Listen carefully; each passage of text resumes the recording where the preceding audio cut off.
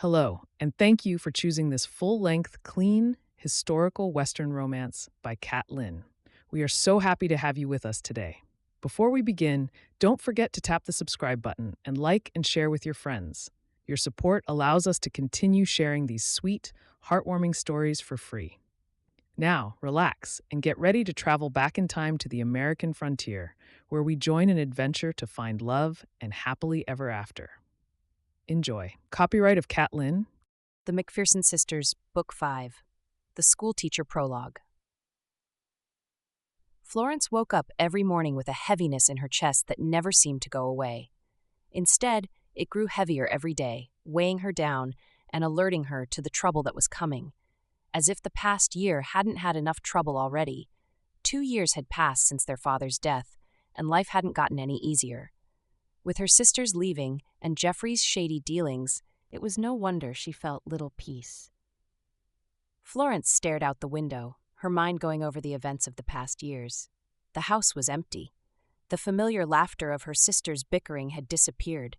It seemed so long ago when she used to scold them for pointless arguments while they laughed it off. Especially Minnie, who had always been bold and daring. Her lips curved at the memories. Oh, she missed them so.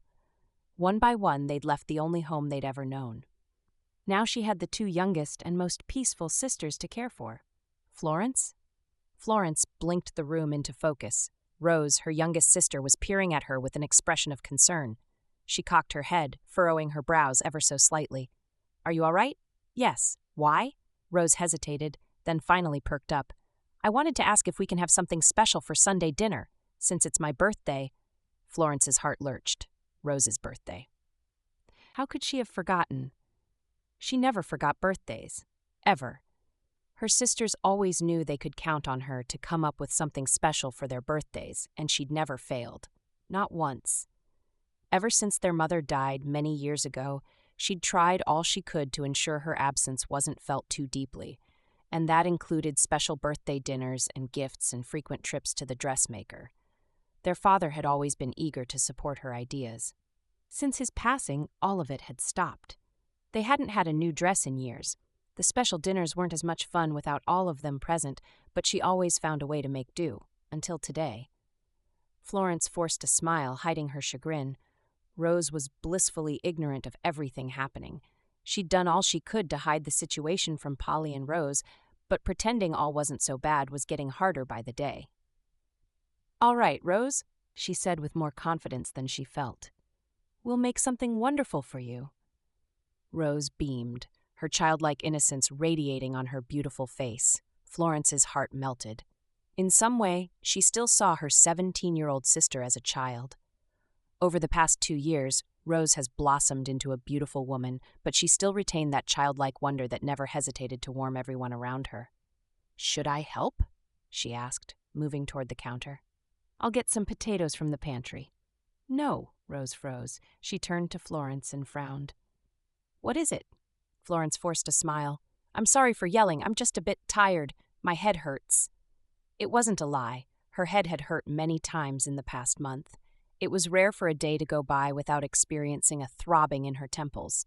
The worrying was getting to her. How would they survive? What if Geoffrey's secret plans ended up with them in the streets? How would she take care of her sisters? What if... Her head began to throb. She grimaced slightly. There it was again. "If you're tired, you should rest. Polly and I will prepare dinner." "Never mind, Rose." Florence faked another smile. "Polly's been working in the garden all day. The weeds are starting to choke the plants.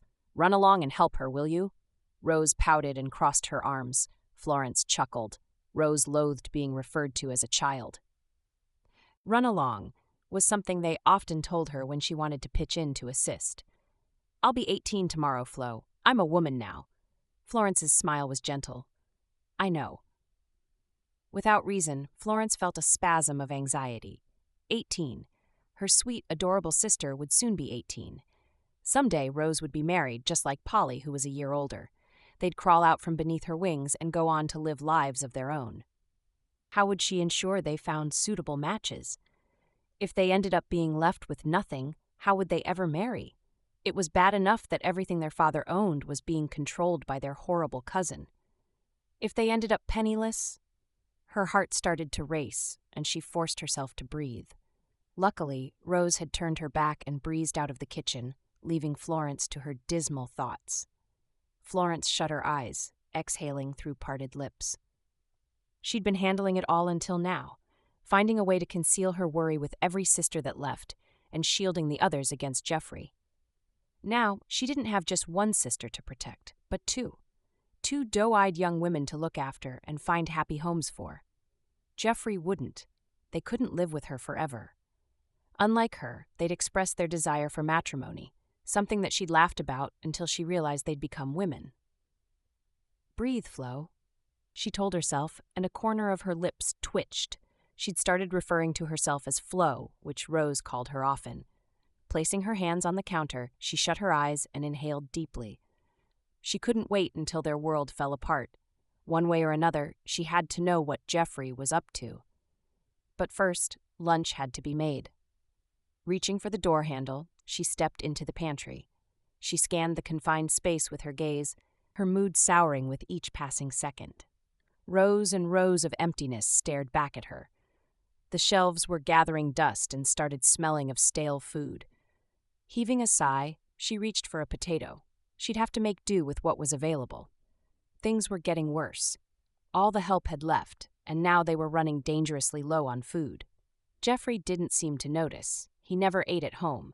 He spent most of his time out of the house, and always locked himself up in his study on arrival, either alone or with a guest. Geoffrey was up to something. Although she couldn't put her finger on it, she had a feeling it wasn't good. The knot in her stomach tightened, and the sensation intensified all through dinner. While they were at the table, the front door opened. Geoffrey's heavy footsteps pounded the floor. Another followed. A rumble of words. The guest's voice rose. Rose and Polly exchanged glances before turning to look at her. "Eat up," Florence said quietly. Although she couldn't see them, she had a feeling it was the same guest that had been frequenting the house for weeks. She strained her ears and caught snippets of the conversation. "Put this off any longer." "Not my fault. Right way." Their voices faded. A door opened and closed. She groaned in frustration. If only Helen were here, she'd find a way to get the information about Geoffrey. Helen had eavesdropped on Geoffrey once, and he'd sent her off to a farm in Minnesota. Florence tossed the idea. If she tried it and he did the same to her, who'd take care of Polly and Rose? Geoffrey wouldn't notice if they starved to death. He'd abandoned his previous quest of marrying them off. Now he just ignored them. "What's happening?" Polly whispered, wide-eyed. "Is Geoffrey in trouble?" The concern in Polly's voice wasn't for Geoffrey. They all knew the repercussions of him getting into trouble. They'd be affected too. She had to find out what he was up to. But if she kept sitting there, how would she know what was happening? "Stay here." Florence rose. "Where are you going?" Rose asked.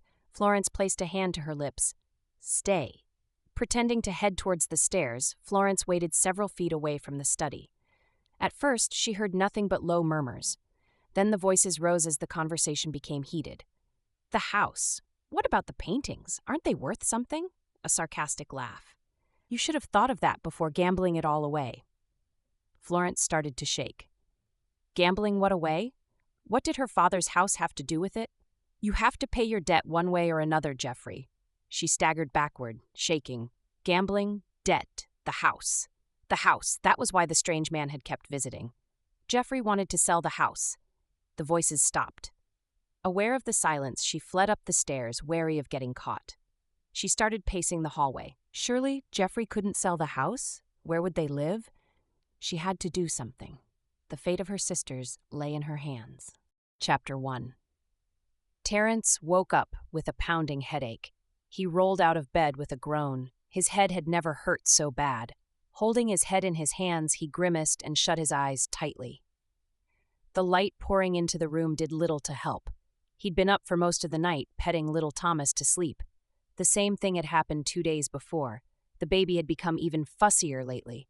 He was teething, Sarah Morrison, his next-door neighbor, said when he'd complained. A sharp cry forced him to his feet. He dashed out of the room, hitting his toe against the door. Wincing, he stopped for a second and balanced his weight on the rest of his feet. He hobbled into the next room. The small room was airy, with just enough light that touched the tiny cot in the corner. In there was the loudest baby he'd ever known. Thomas's piercing scream could wake an entire village. The pain from his toe faded, and he slowed his steps. He peered into the cot. As usual, his heart melted as he gazed up at his nephew. Even while fussy, he was a beautiful child. Wispy blonde curls, a cute button nose, and bright blue eyes just like Terrence's. Thomas had his mouth opened wide, his eyes squeezed shut, kicking his tiny legs as he yelled. "Thomas," Terrence said softly. The baby stopped crying. He opened his eyes, peering at Terrence with watery eyes.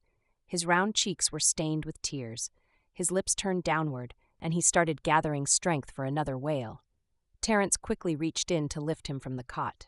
Thomas started to sob instead, and he heaved a sigh of relief. Pacing the length of the room, Terrence stroked the baby's back. Rhythmic movements always calmed him. The best option was the rocking chair on the porch.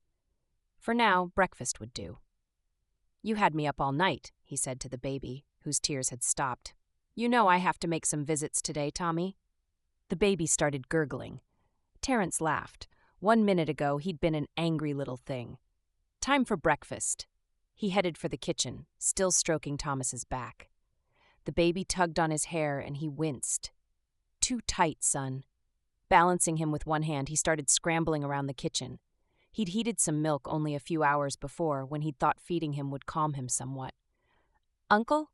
Matt stood in front of the door to his room, rubbing his eyes. His blonde curls, just like his brother's, were a shaggy mess on his head. He peered at Terrence with sleep-laden eyes.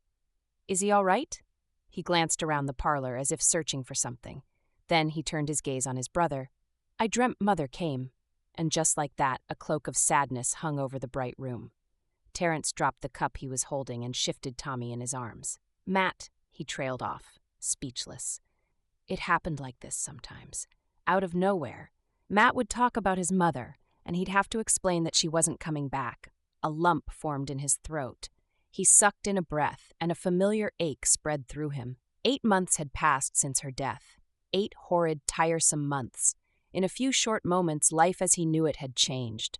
Dreams had been halted, and he'd been entrusted with the burden of raising a newborn and a 4-year-old alone in a strange new town. "Matthew, come here." Matthew obeyed.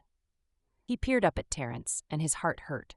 He looked just like his ma, the same almond-shaped ocean blue eyes swirling with endless curiosity. He was so little, too young to understand the challenges life had thrown at him. "Matt," Thomas was starting to squirm. "Your mother loves you very much." Matt cocked his head. "Why isn't she back?" A jab of pain went through Terrence's heart as the memory of that terrible day resurfaced. Although he tried not to, he relived it all over again each time Matt asked when his mother would be back. "She?" Thomas's loud wail startled them both. Patting his back, he started pacing again. Matt paced with him, staring at his brother with concern. "Stop crying," he said in a sing-song voice. "Mother's coming." At that moment, Terrence could have wept too, but he didn't. Instead, he focused on calming the baby. He had to make breakfast for Matt, but how would he do that if Tommy's wails threatened to bring down the house? Terrence pinched his lips together, glancing heavenward. 8 months in, he still felt at a loss for what to do sometimes. "I'll carry him." Matt stretched his arms out. "Let me help." Terrence smiled at his nephew, shaking his head. He could hardly leave the fussy baby in the care of a child, could he? He glanced around. Thomas's wails rang in his ears, and his headache intensified. If he continued like this, he'd fall apart, if he wasn't already. A knock on the door drew him out of his thoughts. Glad to have something to do, Matt dashed to open the door. The neighbor, Mrs. Morrison, stepped in. Concern was etched in her features. I could hear his cries from my room. She stretched her arms out. "Here, let me hold him." He handed the baby to her. Whispering into his ears, she started swaying lightly on her feet. Terrence watched with bated breath. "Should I take him to the doctor?" Mrs. Morrison scoffed. "There's no need for that. He's teething, that's all." She placed the back of her palm on Thomas's neck. "A little warm." At the look of alarm on Terrence's face, she added, "Just a little." She glanced at the stove. "Milk?" Terrence hurried to the stove to reheat the milk. Then he placed it in a bowl of water and waited for it to cool. Thomas's cries started lowering in intensity. When he peered at them, his head was on Mrs. Thaddeus Morrison's bosom. "These are the worst times," she said as he handed her the bottle of milk. "I can't forget Delia's. She's a sweet thing now, but during childhood—" She shook her head. "Very fussy child." Thomas started cooing, and they both laughed. Sarah spoke softly to him as she fed him. He smiled and kicked his feet. Terrence's heart welled. He'd have been in his mother's arms. He should be smiling and cooing at Laura, nurtured by her love and warmth. "How are your plans for the school?" Terrence sighed, taking a seat.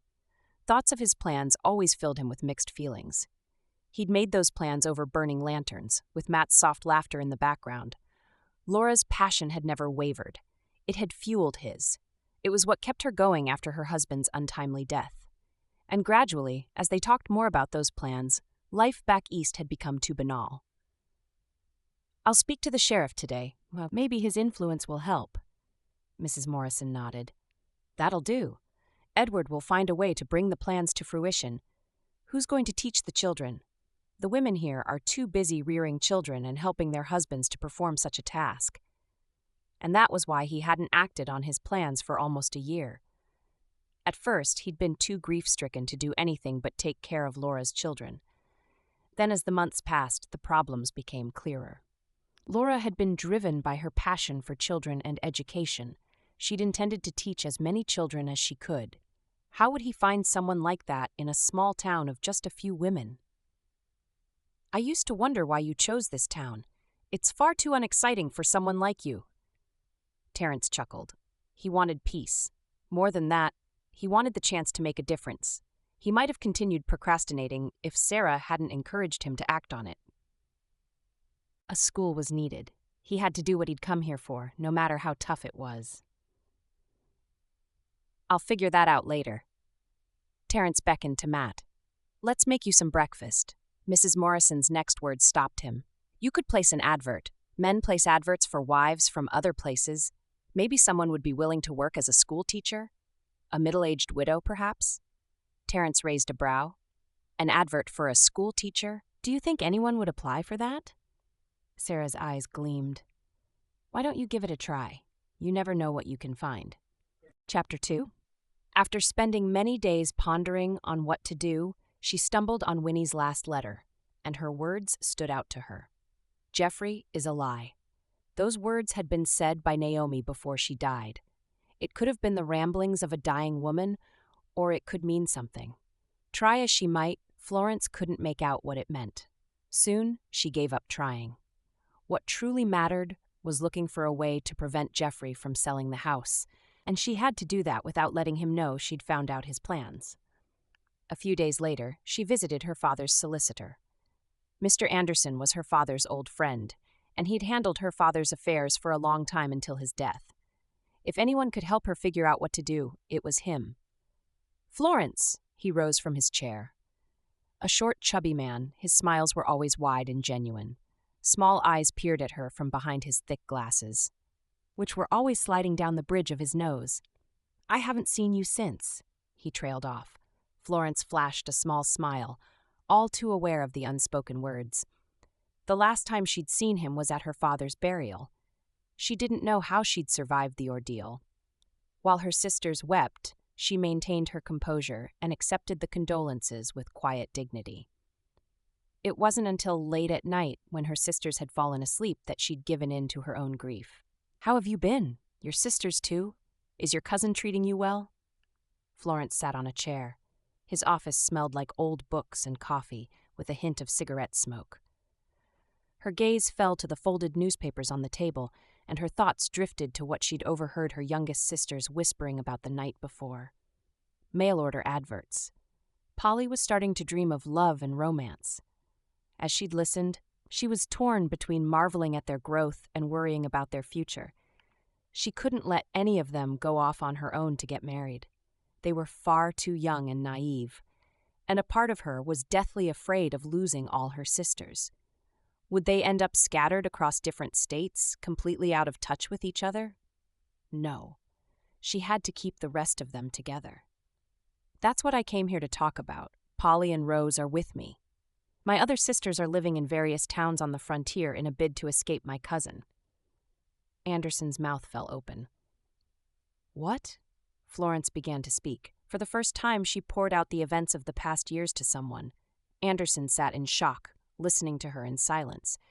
Then she spoke about Geoffrey's gambling debt and his plans to sell the house. Can you help me? I can't have him sell our home. We'd be left with nothing. I'm sorry for all you've been through. It's a good thing your sisters are happy with their new families. Your father would be pleased. But what about Polly and Rose? What will happen to them? Ah. Anderson removed his glasses, wiped them with a handkerchief, and wore them again. Mr. Anderson stroked his beard thoughtfully, peering at her through the lens of his large glasses. Surely, there's something that can be done. I'm afraid there's no way we can prevent Geoffrey from selling the house. He's in charge of everything your father owns. I'm sorry, but there's nothing I can do. Florence's last hope crumbled into nothing. If the solicitor said nothing could be done, nothing could be done. They had nothing left. Nothing. She held her face in her hands. What will I do? I can't tell my sisters. They'll be dejected. Maybe you can do as your other sisters have done. Start over in a new town. Florence mulled over his words on her way home. Their world was falling apart, and she could only stand by and watch. She'd been on edge for days after she overheard Geoffrey's plans. It took a Herculean effort to hide what she'd discovered from her sisters, who'd started noticing her worry. As she went about her daily tasks, her mind surged with questions. If he sold the house, how would they survive? Where would they go? Florence! Polly ran towards her as she stepped into the house, waving a missive. There's a letter. It arrived a few minutes ago. I've been trying hard not to read it until your arrival. Florence's gloominess disappeared in a flash. Shutting the door behind her, she grabbed the letter from Polly. At the eagerness on Polly's face, she had an inkling of who the letter was from. One of her sisters, that was for sure. Quelling the urge to tear the letter open right there, she hurried up the stairs to her room. Polly followed at her heels. Florence's heart raced with excitement. Who was it from? Minnie, Annie, Helen, or Winifred? Lowering herself to a chair, she tore it open. It was from Winifred. Her heart jumped. She hadn't heard a word from Winnie since Geoffrey returned from the Minnesota farm, grumbling about her runaway sister. From his complaints, she'd figured out Winnie had left. Worried, she'd penned Helen a letter asking after Winnie. They had enough worries as it was. Adding a missing sister to the list would be a huge blow. It's from Winnie. Where is she? Polly asked. Is she off somewhere on the frontier, too? A burst of relieved laughter bubbled from Florence. Wherever Winnie was didn't matter as long as she was safe. Go and get Rose. We should all read this together. Polly dashed out of the room and returned a minute later with Rose. Florence unfolded the letter and they peered over her shoulder at Winnie's neat scrawl. Dear Florence, be rest assured, I am well. Forgive me for not writing you earlier. I assumed you wouldn't get my letter, as Geoffrey always has them. I can't imagine how worried you've been. You'll be glad to know that I'm happy and thriving and married too. I have quite a lot to tell you. I'm in Crescent City, yes, with Helen. It's wonderful, isn't it? After Naomi's death, I came out here to marry Helen's friend and ended up marrying someone else. I'm happy and safe and completely in love. Helen's husband and mine are such wonderful friends. Another thing. Helen's pregnant. Isn't that great? She's pregnant, Rose squealed. That is so beautiful. Yes. Polly's tone was more subdued. Another baby we won't get to see. She flopped on the bed. Sadness painted soft strokes on her features and her shoulders drooped. I am happy to know our sisters are doing well. All 4 of them are married with children or babies on the way, but, she sighed heavily, is this how things will be? Will we keep exchanging letters a few times a year? She looked up with teary eyes. Will we never see each other again? Florence sat next to her. I understand, Polly. You miss them. I do too. No day passes that I don't wish things hadn't turned out this way. If Father hadn't died? Rose's face fell. Her lips started to tremble. I wish. Florence tugged her down to the bed and placed her arms around both sisters. Despite the good news, her heart was heavy. Joyful news always came tainted with sadness. It was wonderful to hear of her sisters doing well with their new families, but she'd never been able to shake the sadness of their separation. Life doesn't often go as planned. At least we are still together. That's a good thing, isn't it? until something happens and we're separated. Florence didn't know what to make of Polly's response.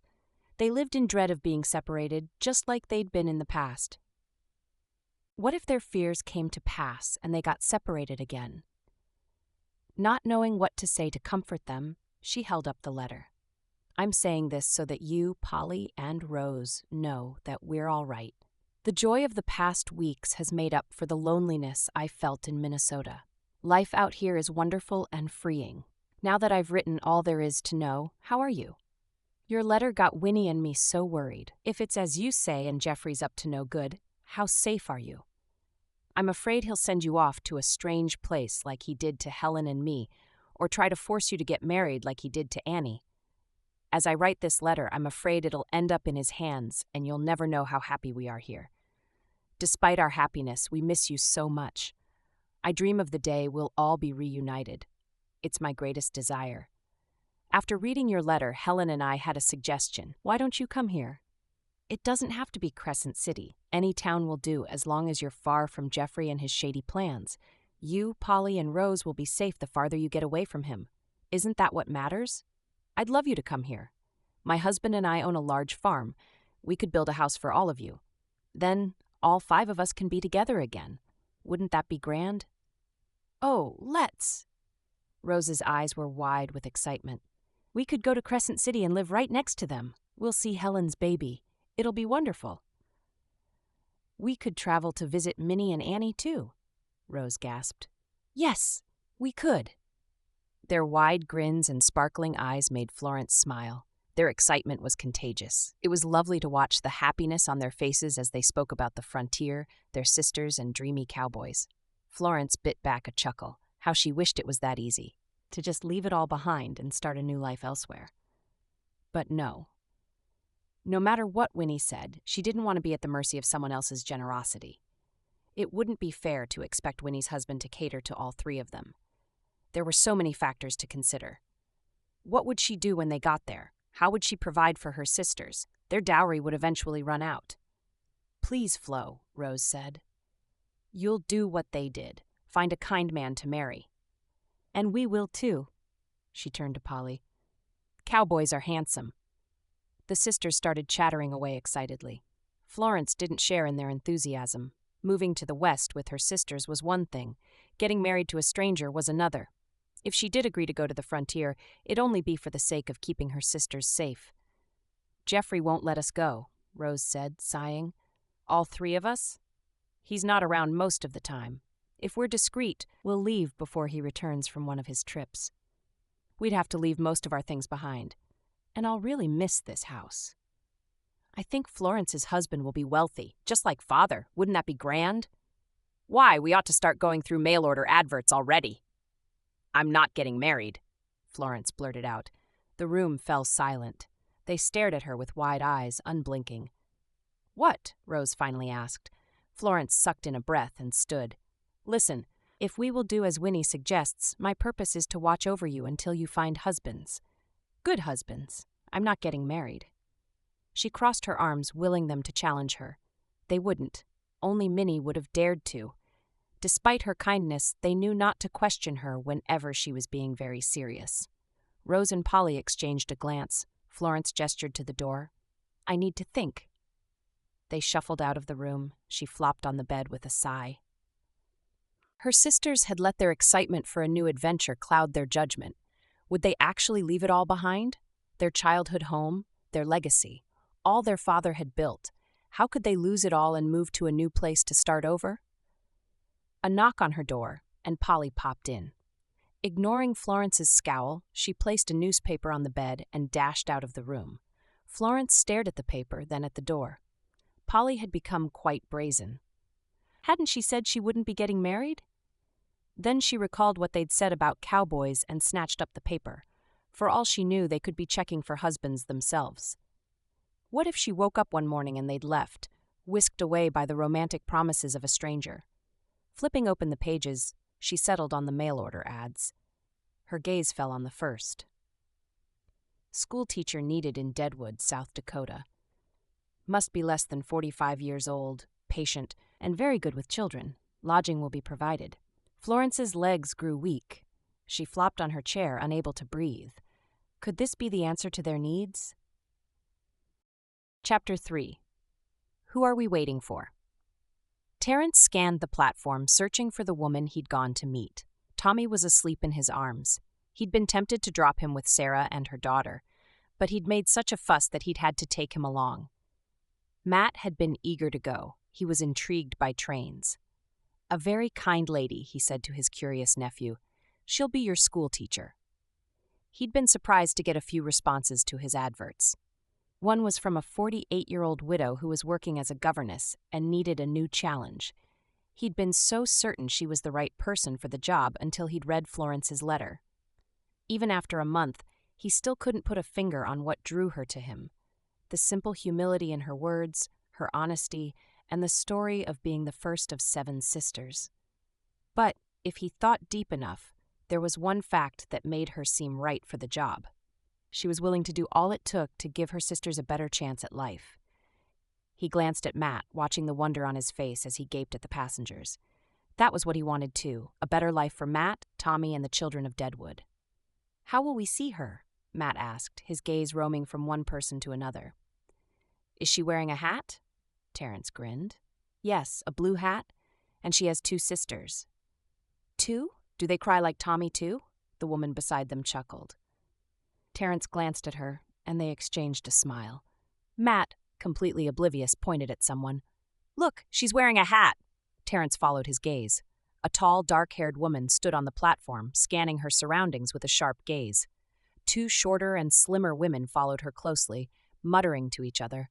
They held hands and glanced around in childlike wonder, in contrast to their sister's calculating gaze. Slowly, her eyes fell on him. Her face relaxed slightly. She gestured to her sisters, who quickly stopped giggling. Beckoning Matt, Terence approached them. "Terence Osborne?" Her voice was deep and velvety, and her gaze direct. He pegged her to be around 28, but she carried herself as though she was far older. "I'm Florence MacPherson, and this," she swept a hand toward the pretty girls beside her, "are my sisters, Polly and Rose." The sisters had identical smiles. "Pleased to meet you, Mr. Osborne," they said in unison. Terence's smile was genuine. "Welcome to Deadwood." Florence's gaze dropped to the baby, and her expression softened. "Oh my," she breathed, taking a step closer. Her sisters followed suit. "He's a lovely child." "So beautiful," Polly said. "Looks just like Rose when she was a baby." Rose giggled and lowered herself to Matt's height. He'd been quiet all through, peering at them from behind Terence. For someone so excited about their arrival, he'd become incredibly shy. "Little boy?" Rose said in a sing-song voice, waving a hand. "Come here. I won't bite." She giggled. Matt held a hand out to her. She grasped his hand, straightened, and said with a cheery grin, "Great. Now we're friends." Terence watched it all with a smile on his face. He turned to Florence. "Your sisters are lovely," she shrugged. "They have their moments." Terence started leading them away. "I live very close, 2 minutes walk, and we'll be there. I hope you don't mind. We've been cramped up in the train for a long time. Might as well stretch our legs." Thomas started stirring in his arms. He emitted a small sob, and Terence held his breath, hoping he wouldn't cry. Behind them, Matt was laughing gaily, basking in the attention of Florence's sisters. One look at his nephew's happy face was all the reassurance he needed. He'd made the right choice. Just a few minutes in town, and they were already spreading happiness. Thomas sobbed again. Florence dropped her trunk and stretched her arms. "Can I?" Gently, he placed Tommy in her arms. She danced on the spot, mumbling into the baby's ears. Thomas fell silent in her arms and resumed his nap. Terence gaped at her. "How did you do that?" Florence smiled, and her features brightened. "I have 6 sisters. I had more than enough practice." "Ah. That'll definitely come in handy when you have children of your own." Her smile faded. Had he said something wrong? Terence tried to come up with something to say, but his mind had gone blank. Terence opened his mouth to speak. Matt suddenly dashed past him and ran up the steps to their house. "This is our house," he said excitedly, grinning from ear to ear. Florence chuckled, and Terence exhaled in relief. Maybe he hadn't offended her after all. He led them into the house and served them some water. The minutes passed. Florence sat with her head laid back and her eyes closed. Fatigue shone on her features. Tommy lay asleep in her arms. Matt sat between Polly and Rose, laughing as they played with him. "You must be tired," Terrence said as he took a seat. "The town has provided a house a short distance away. It belongs to an old man that passed away recently. I'd have taken you there, but it's not completely ready yet." Florence's eyes fluttered open. "When will it be ready?" "Tomorrow, hopefully. You can spend the night here." "Let's," Rose piped in. Florence shot her a look. "I appreciate the offer, Mr. Osborne, but I wouldn't want to impose on your hospitality. We can stay in an inn." Terence cringed. This was exactly what he was trying to prevent. The boarding house was a tiny, dingy place that wasn't well tended to. Having them stay there would give her a bad impression of the town. He wouldn't be surprised if she took her sisters and fled the next day. He scratched his neck, thinking of how best to phrase it. "The boarding house may not be suited to your tastes." Although their dresses were in muted colors, he could tell that they were of fine fabric, a stark contrast to the clothes the women out here wore. They'd be mortified by the state of the boarding house, and it was filled with bawdy men, too. Not a place for ladies. "If we stay here, people might misconstrue things." Terence frowned. A few seconds passed before he realized what she meant. "Oh." Heat flooded him, and he cleared his throat. It would be too easy for anyone to assume he'd gotten himself a bride, even if the bride had arrived with her sisters. "You can rest here while I make some preparations with Sarah. She has a daughter and an extra room. You can stay with them." "I hope she doesn't mind. She's been looking forward to your arrival, really." Florence smiled, and he was suddenly pleased with himself. She had a lovely smile. It lit up her serious face and made her appear softer. "I can't wait to see the school." With the sheriff's support, he'd been able to garner some resources to build a one-room schoolhouse close to the center of town. His only hope was that the supplies they needed would be provided, and that the townsfolk would be open to having their children taught for a significant part of the year. Harvest season hadn't arrived yet, so more children would be enrolled in the school. "I think we'll like it here." Terence glanced at Matt, who was playing with Rose's hair and laughing. Tommy had never slept so soundly, and at a stretch, too. He stretched slightly before snuggling into Florence's embrace. Florence's face radiated warmth as she looked at him. Terence felt a heaviness drop from him. For the first time in a while, he felt strangely at peace. Chapter 4. Florence smiled at the sea of faces staring expectantly at her. Children of all ages sat still, waiting, some whispering amongst themselves, others glancing around the room in awe. With every passing day, one more child showed up. On the first day, about a dozen children had turned up for school. The thrill Florence felt each time she stood before the class was indescribable. This was where she was meant to be, tending to the minds of children as they become more aware of the world around them. She waved at the newest member, a quiet 8-year-old who quickly blushed beet red at the attention. Florence closed the distance between them, bent to her height, and tilted her chin up so they were looking eye to eye. "You're very pretty," she said with a smile. The girl blushed harder. "What's your name?" "Betty," she replied in a small voice. Florence held a hand out. "It's nice to meet you." "Betty, I'm Florence, your teacher." She straightened and turned to the rest of the class. "Everyone, meet Betty." The children turned their attention to Betty, whose cheeks were flaming. Despite her discomfort, there was a small smile on her face. A girl beside her held a hand out, grinning from ear to ear. "I'm Rachel, pleased to meet you." Florence watched the exchange with a smile on her face. When they'd all quietened, she started teaching. This was her purpose. And she was glad she stumbled on the ad that brought her this far. "Flo, you have to see this!" Florence stepped into the house. It still felt strange sometimes, moving from a large house to a small cabin in a new town. It was a plain little house with minimal furnishings, a few chairs in the parlor, a table, a refurbished fireplace. The house had just 2 rooms, which suited them fine. Florence had one to herself, and her sisters shared another. Their whispers and giggles late into the night were sometimes annoying, but she bore it without complaint. The aroma of freshly baked pie made her stomach growl. She headed towards the kitchen, her mouth falling open in surprise. Polly and Rose stood side by side, wearing self-satisfied smiles. "Look at this. We made this for you." Florence dropped her reticule on the table, staring at the pie in a daze. Who made this? I did, they said at the same time. Then they exchanged a glance and giggled. We both did, Polly said. I did the most of it. No, you didn't. Sensing another bickering session, Florence raised a hand. Thank you, both of you. Who taught you how to bake? Rose crossed her arms and raised a brow. We aren't children anymore, Flo. Florence laughed. Pulling out a chair, she sat on it, amused by her reaction. Although they reminded her often, she still couldn't help regarding them as children. And now they'd baked a pie without her supervision. Florence shook her head. Part of the reason for moving to South Dakota was to help her sisters find husbands when they were ready. How would they take care of their families if she didn't let them learn the important things? Father had been right. She spoiled Polly and Rose too much. See why I used to offer to help you in the kitchen? Rose said. You never gave us a chance. They started serving the pie. They'd grown so much in the past week. At first, she'd been worried about leaving them by themselves while she was at work. Now, she laughed at herself. They were women now. She shouldn't continue coddling them. Oh, I almost forgot. Claire's teaching me how to make hats. Rose sat next to her. She's very sweet. That's what they do for a living. Claire and Mrs. Morrison. Sarah, Polly corrected. She says we should call her Sarah. Staying with the Morrisons had been a wise choice.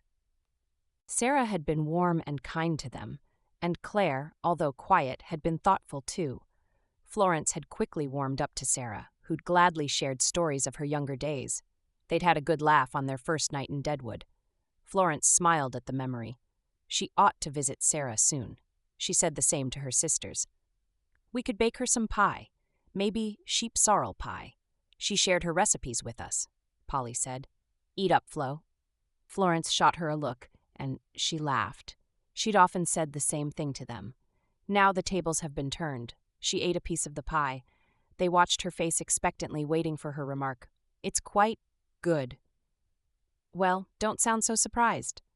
Someone knocked on the door, and Rose hurried to get it. A childish laugh followed soon after, and Terence entered holding Thomas in his arms. He handed the baby to Rose, and Polly joined her. Florence quickly smoothed her hair. She drew her hand back, surprised by her reaction. Why did she care what she looked like anyway? He was her employer, nothing. I thought I'd find you here at this time. Terence was all smiles. Did he ever stop smiling? Even when he had bags under his eyes and looked like he'd fall asleep any moment, he still smiled, and those stunning blue eyes always lit up in a way that made her smile in return. I returned a short while ago. She waved a hand at the pie. My sisters made this. Do you want some? Terence pulled out a chair. Please. His gaze was on her as she cut out a piece for him, and she felt warmth rushing to her cheeks. Don't be ridiculous, Florence. She was acting just like Betty. It was then that she noticed that her sisters had disappeared. She looked around the house. Where had they gone? They're outside. Tommy's always happy whenever he's with them, Terence said. Or you. Warmth spread through her at his words. His gaze was firm on hers. Looking away, she cleared her throat and shifted in her seat. The townsfolk have nothing but good things to say about you, Florence. Her name rolled off his tongue easily. Too easily. She smoothed her dress and tucked her hair behind her ear. Terence's gaze was still on her. He was waiting for a response. Well, I enjoy teaching. More children join every day. We'll need 6 new slates and pencils. To be safer, we should have more. Also, when will a toilet be built? Terence grinned. I admire your zeal. I'll speak to the sheriff. Maybe he'll find a way to get more supplies. And textbooks. Half the class doesn't have those. Terence nodded thoughtfully. I'll keep that in mind. In the meantime, let's make use of what we have to teach them. If all goes well, we'll get what we need over the coming months. I came here to discuss plans with you. We're having our first cleaning next week Saturday. It's a common event here on the frontier. The pupils and the teachers gather to clean the schoolhouse. Some parents pitch in too. I'll be there, of course. Oh, that's wonderful. Sarah has offered to take care of Tommy while I'm away. Silence fell. He continued eating the pie, and she tried not to stare at him. How had he ended up raising 2 children all by himself? Maybe Tommy's mother had died during childbirth. That would explain it. What she didn't understand was why he hadn't gotten married. Since she couldn't think of a way to bring up the question without prying, she focused on eating her pie. "I'll admit, I'm dreading the day you get married." Florence almost choked. "What? You won't be able to teach after you get married. That's one of the challenges we faced before you arrived. All the women here are married or planning to." Florence pushed her plate away. "You needn't worry about that. I don't have plans to get married." Terrence frowned. He stared at her for several moments. "Forgive me for being presumptuous, but I thought that's why you're here, to teach for a while before settling down. Your sisters, too." Florence crossed her arms and leaned away from him. "Not every woman wants marriage." Confusion was written on his features. She didn't know why, but she had the urge to explain it to him, even if he didn't ask. She'd always been good at one thing and one thing only, taking care of others. It was what kept the family together after her mother's death. It was what prevented her sisters from feeling the pain of abandonment when their father married again years later, and the woman fled with some of his wealth. She'd seen it all happen, the gut-wrenching pain her father had gone through in her mother's absence, the hope in a new love, and she'd wanted none of it. The last thing her mother had said to her was, "Take care of them," her father and sisters. And despite being young, she'd followed her mother's last instruction. Now that her father was gone, it was entirely up to her to ensure her sisters' happiness. Unlike them, she hadn't been born with flawless beauty or the longing for love. She was the plain one, the mother figure. Even Geoffrey had overlooked her when he'd started his quest to marry them off. But she didn't say any of those things. Instead, she sucked in a breath, looked into Terrence's eyes, and uttered something that suddenly felt like a lie. "I have no desire to marry." The shock on Terrence's face was evident. She didn't know whether to be pleased or saddened. She'd chosen her path long ago, and it wasn't one of family and matrimony. It was of service, and serve she would till her very last breath. Chapter 5. Florence reminds me of Mother. The cup almost fell from Terrence's hand at Matt's words. Matt was staring out the window after completing his homework when he blurted the words out of nowhere. Before then, he'd been quiet for a long time. Now he turned to Terrence. His expression was sad, as it always was whenever he spoke of his mother. But this time there was something different in them. "She does?" Terrence finally forced out after a long minute. Speaking of his sister wasn't easy for him. So many dreams had died with her. The memory of that horrible night hit him so hard that he was sucked into the memory. And with it came the overpowering guilt. He shouldn't have listened when Laura insisted on traveling to the frontier while heavily pregnant. He was the older sibling. It was his responsibility to protect her. And he'd failed. She'd wanted so badly to give birth to Tommy after settling into a new town. She wanted him to start his life on the frontier. Then the strain of the journey got to her, and she went into labor. It was long and hard. When it was all over, she was so weak, Terrence had been frightened for her life. "Take care of them," she said in a hollow whisper that sent fear surging through him. No, you'll take care of your sons. We'll do that together." Her eyes drifted close. He held her in his arms, asking her to wake up, to look at her precious son. She never did. He didn't know how he managed to survive the first few days after Laura's death. Life became a blur. Terrence blinked back the tears. His heart was heavy and his spirit tired. Sometimes he wondered how he'd survived those months without her. Somehow he'd carried on. He'd raised a newborn by himself until Sarah stepped in with her suggestions and offered to help. The people of Deadwood welcomed them with open arms, giving them the home they needed. His neighbors had been invaluable in raising the boys. Matt was an easy child to raise, especially when he wasn't talking about his mother. Tommy was another matter. Terrence hoped one day they'd be able to talk about Laura without the heaviness of grief weighing on them. She's kind, like Mother, and everyone loves her. Matt shifted so his legs were dangling above the floor. I like her very much. Yesterday, she told me that even if Mother isn't here, she'll forever be in my heart. You know what I think? What? Terrence's throat was clogged with emotion. I think Mother sent Florence to watch over me and Tommy. Matt smiled up at him with such innocence that his heart melted. And you too. Terrence didn't know what to say. Florence's presence was nothing short of a blessing. not just to him, but to the entire town. Everyone had been singing her praises since she arrived. She was gentle yet firm, patient and warm, and she never ran out of ideas on how they could make things better at the school. She'd created another family for his nephews. Matt and Tommy were always thrilled to see the three sisters. It was one thing they often looked forward to. "She's wonderful," he agreed with a smile.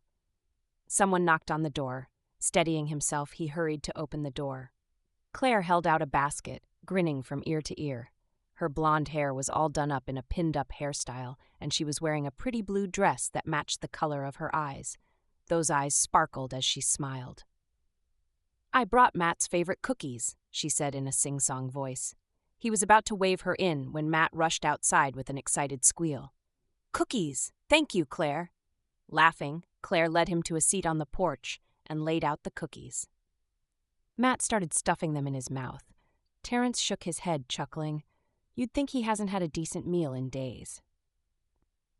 "I haven't had cookies," Matt said with a mouthful of cookies. "Very delicious." "Don't talk with food in your mouth, love," Claire scolded gently. She placed him on her lap and started feeding him. Terence watched them with a smile. He was a lucky man to be surrounded by such kind neighbors. Claire and her mother had been wonderful to them since the day they arrived in town. For the first few days, they'd brought meals regularly and visited often. After helping them settle in, Sarah and Claire still treated them like family. Claire glanced at him then. Her eyes weren't her only good feature. She had sweet features, a clear complexion, rosy cheeks, and full lips. Slender and tall, she carried herself with elegance and charm. A lovely woman, he thought fondly. She was just as kind as she was lovely. It often amazed him that she was unmarried. She was quite young, a lot younger than he was. Another man would have quickly claimed her, but not him. "Where's Tommy? I haven't heard him crying in a few hours." Terence chuckled. "He's become quite peaceful in the past few days. He's asleep. He always reminds me of my best friend's daughter.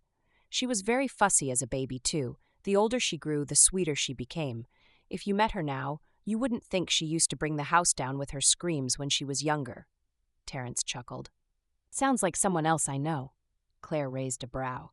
A soft laugh escaped her throat. "Did my mother tell you I was a horror as a baby?" "I still find it hard to believe." Claire's eyes sparkled. She opened her mouth to speak, but was distracted by Matt patting her arm. "Rose says you taught her how to cook. She brought some pie for Uncle." "Oh," Claire cleared her throat. "I see. She's fond of your uncle, isn't she?" She shot Terence a meaningful look. Terence stared at her, mystified. There was a hidden meaning behind her words. Matt grinned. "Yes, and Polly too." How thrilling. Sarcasm was heavy in her words. Claire's lips thinned. The spark in her eyes had gone, and she was no longer smiling. Terence scratched his head, completely befuddled. What was going on here? Her disposition had changed so quickly. Beautiful women will always turn a man's head. Her statement, though innocently delivered, gave Terence pause. It took several moments for the meaning to sink in. She thought he fancied Rose or Polly. Laughter bubbled out of him. Oh goodness, what a laugh. They were sweet women, very kind to Matt and Tommy, but he could never regard them as romantic interests. He hadn't thought of romance at all since Tommy entered the picture. His focus had been on raising his nephews, not on getting a bride. Why should Claire be bothered anyway? He wasn't courting her. He'd never expressed such interest.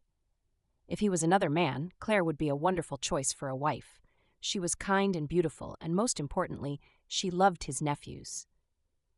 But marriage was the furthest thing from his mind.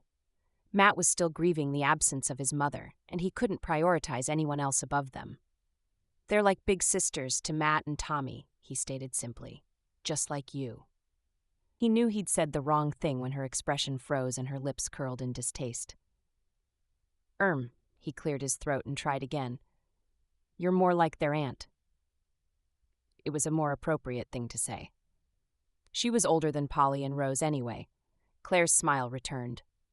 "Wonderful. Would you care for a cookie?" He lowered himself to the chair and reached for the basket. A movement in front of the house caught his eye. Florence stood a dozen feet away, staring at them with an unreadable expression. His face lit up. "Florence?" Chapter 6. Terence was with Claire and Matt. They looked like a happy family, laughing and talking and sharing cookies. Terrence smiled at something Claire said, and they looked at each other. Florence's chest constricted. A lump formed in her throat, and she swallowed it. Why was she even bothered? Claire was a beautiful woman, young too, only a few years older than Polly. She'd known Terrence for quite a while, and they were cordial neighbors. It was surprising that they hadn't gotten married. Claire adored the children, and she seemed besotted with Terrence. Maybe he was fond of her too. It wouldn't be unexpected. Every man wanted a beautiful woman by his side. They looked so happy, like a little family seated on their porch and enjoying the cool evening. The discomfort in her chest heightened. She shouldn't be feeling this way. She had no interest in Terrence at all.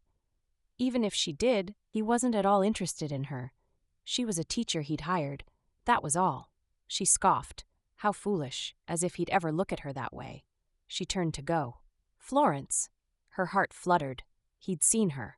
She shouldn't have lingered long enough for him to spot her. She should have turned back immediately after she'd seen them. It was too late now. Terrence would find it odd if she turned back without explaining why she'd come. She sucked in a breath and braced herself. Plastering on a bright smile, she turned and approached the house. Terrence's eyes crinkled with a smile, and a flutter began in her tummy. Before she climbed up the porch, he darted into the house. Tommy's soft cry reached her ears. He'd just woken up. Claire was dusting off crumbs from Matt's cheeks. "You're such a messy eater," she said softly, earning a giggle from the child. On seeing her, he jumped to his feet. "Florence!" He embraced her. She tousled his hair, her heart lighting up. "I finished my homework." "You did, didn't you? You're such a smart little boy." She turned to Claire. "Claire, I haven't thanked you properly for teaching my sisters your recipes. They've been wreaking a lot of havoc in my kitchen." Claire laughed. "That's not what Matt says." Well, they did some things right.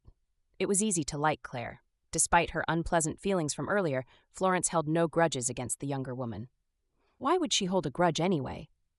Claire hadn't done anything wrong. She was the one treading dangerous waters by nursing ridiculous feelings for Terrence. Terrence stepped out of the house holding Tommy. He flashed her a smile, and warmth spread through her. He appeared somewhat refreshed. Perhaps it was due to the pleasure of Claire's company. Florence glanced between them. Was he courting Claire? "It's none of your business, Flo," she scolded herself. She had no right to pry into their matters. If he was courting Claire, it was a good thing. A very good thing. In fact, she was happy for them. Very, very happy. Then why was her stomach tightening into knots? She covered her discomfort with a smile. "Tommy's getting bigger." She stroked his cheeks, and he rewarded her with a hearty chuckle.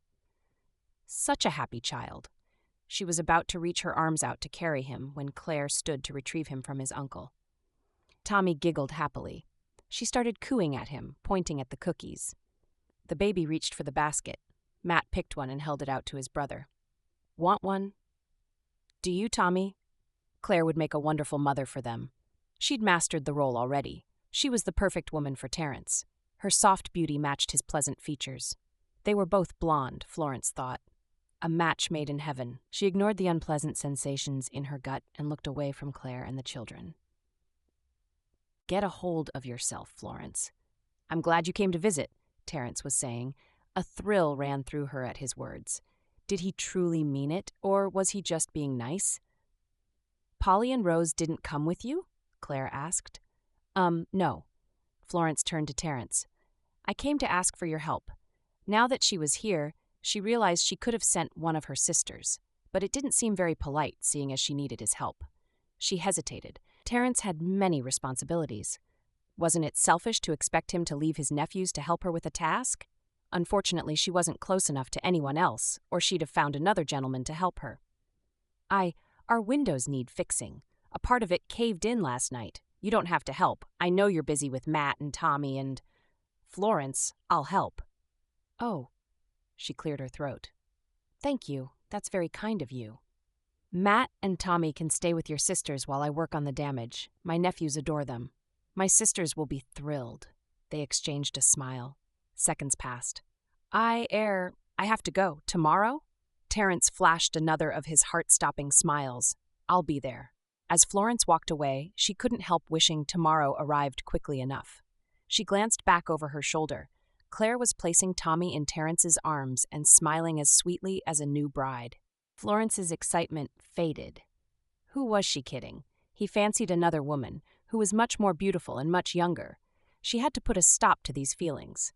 Her purpose in coming to Deadwood was to create a new life for her sisters and teach the children. Falling in love with the handsome headmaster wasn't part of the plan. Chapter 7. True to his word, Terrence got to Florence's house after school hours the next day. Polly immediately took Tommy off his hands, while Matt dashed off to play with Rose. Soon, Terrence was hammering away at the window. The hours crept by as he worked, and he reflected on Claire's words from the day before. It still amused him that she hadn't been at all bothered by Florence. Perhaps she assumed he could never be interested in Florence. For whatever reason. That wasn't the main issue. The problem was, how would he let Claire know he had no feelings for her? Marriage was the last thing on his mind. More so, it was unfair for such a beautiful woman to keep hoping for the day he'd turn around and decide to court her. There were so many men in Deadwood. One of them would give her the love and adoration she needed. It's a dilemma indeed, he muttered to himself as he reached for a nail. No, Polly. I won't let you cook dinner. You almost burned the house down last time. Florence's voice came from the kitchen. Leaning back slightly, he peered through the kitchen window and spotted her standing with her arms crossed. That was Rose's fault. She distracted me. A gasp. I did not. Rose appeared with Tommy in her arms. Matt followed at her heels. I was only trying to tell you the mistakes you were making. You got Claire's recipe wrong. It's Sarah's, not Claire's. Oh, don't you? Silence. Florence held up a hand. When did you two start bickering so much? It was Winnie and Helen that used to give me this headache. Even the twins rarely argued. You're supposed to be the sweetest of all sisters, yet here you are, arguing over something so unimportant. Silence. I ne'er knew I'd see the day when you'll refer to a meal as unimportant. Polly deadpanned in a false, Wild West accent. Terence stifled a laugh. Florence chuckled, shaking her head. What have you both become? It was the younger sister's turn to laugh. Terence chuckled to himself, amused by the sisters' jest. They were faking a typical cowboy accent and having a grand time making fun of themselves while at it. He'd found the Wild West lingo quite amusing too until it had grown on him, and he became accustomed to it. His chuckle became a full-blown laugh, and he had to clamp his mouth shut so they wouldn't hear him. Florence had switched from being cross with them to joining in their jest. Maybe she hadn't been angry with them in the first place. He couldn't make out her facial expression from where he was. Let's have some cornbread and chicken casserole for dinner. I'll squeeze out some juice from the oranges I found. Would you like some orange juice, Tommy? Rose crooned, tickling the baby's tummy. Would you? Tommy's gay laughter drew a smile from Terence. He always laughed a lot whenever he was with the sisters. They were good for Matt, too. Since their arrival, he hadn't been spending so much time moping around and being withdrawn. He'd started getting back to the happy boy he once was. The school was a tremendous help, too. He'd made a friend called Betty. Not a day went by without him rambling on and on about her. Get me some flour from the pantry, Polly. I'll make some pudding. Rose, take the children away from the kitchen. It's not safe. Oh, wait. Let me give Tommy a kiss. Okay, here's a kiss for you too, Matt. Florence shooed Rose and the children from the kitchen and started humming to herself. Terrence's smile didn't waver. She had a melodious voice, sweet and soft. He listened intently, waiting for her to sing. Did she sing often while teaching the children? If she did, he'd never heard her do it. It would be a wonderful sight worth seeing. Terence didn't know when he started humming. As he did, his thoughts drifted to his last discussion with the sheriff. He'd asked for the resources Florence had listed: textbooks, slates, stationery, and none was forthcoming. Worse, many of the children might soon be withdrawn from school to assist their parents with the harvest. He heaved a sigh. They'd only been learning for a few weeks. It was too soon to end the school year.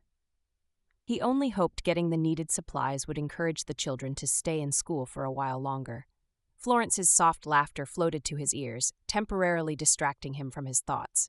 She shooed Polly out of the kitchen with a spoon, shaking her head and muttering something about stubborn children. We aren't children, Flo.